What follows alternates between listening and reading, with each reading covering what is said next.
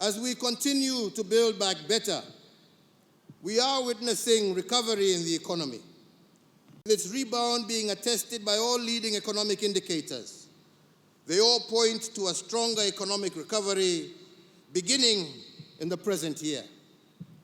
This rebound is a result of the gradual reopening of our economy, especially the service sector, coupled with stronger global demand. This recovery is reflected, as I said earlier, in the strong revenue performance for the quarter ending September 2021, which saw our ordinary revenue increase by 25.8% and amounted to Kenya shillings 441.8 billion, amounting to a collection of Kenya shillings 17 billion above the target that had been set. The first and second stimulus packages were designed by my government to ensure that our economy would endure the shocks occasioned by the lockdown measures implemented in the early stages of the COVID-19 pandemic. With significant progress registered in the containment of COVID-19, I believe it is now time to shift our focus from survival to coexisting with the disease.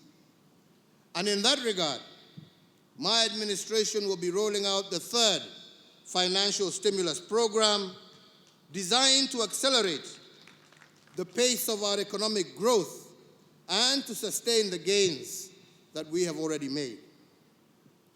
I announce, therefore, that effective the 1st of November 2021, new stimulus programs targeting the key productive and service sectors in 13 strategic interventions that cover agriculture, health, education, drought response, policy, infrastructure, financial inclusion, energy, and environmental conservation.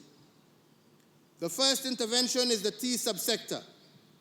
To safeguard the gains made by the tea subsector, the National Treasury will allocate 1 billion shillings to support the fertilizer subsidy for our small-scale tea farmers.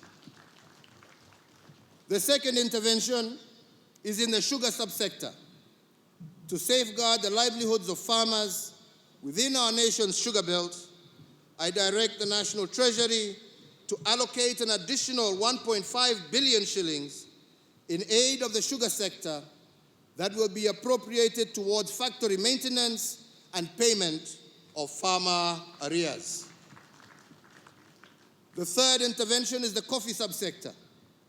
In acknowledgement of the pace of the ongoing reforms in the subsector, the National Treasury to allocate 1 billion shillings to the Ministry of Agriculture to be appropriated towards the completion of the ongoing interventions in the coffee subsector. The fourth intervention is the livestock sector. Noting the effects of the ongoing drought situation, the National Treasury to allocate 1.5 billion to support the communities affected by the ongoing drought, especially in our ASAL counties, as part of our national livestock offtake program. The fifth, also applying to the livestock sector, and in order to secure a reduction in the prices of animal feeds, I direct the Cabinet Secretary for Agriculture, jointly with the National Treasury, to issue within 7 days a framework that will facilitate the reduction of the cost of animal and chicken feeds. The sixth intervention is in education. As I have said earlier, and noting the success of our administration's policy on 100% transition from primary to secondary education, Kenya shillings 8 billion to the Ministry of Education for the CBC Infrastructure Expansion Program. The seventh intervention is in health, and to ensure access to medical coverage across our nation, and as part of our universal health coverage program, the Ministry of Health will move with speed to establish an additional 50 new level 3 hospitals to be situated in non-covered areas and densely populated areas across our nation, and I further direct the National Treasury to allocate a sum of 3.2 billion shillings for the immediate construction of these medical facilities, again using local contractors so that the effect is also felt on the ground uko mashinani. The eighth intervention is the National Sanitation Program. We started this program to harness the energy of our young people and to give them a buffer against COVID-related unemployment.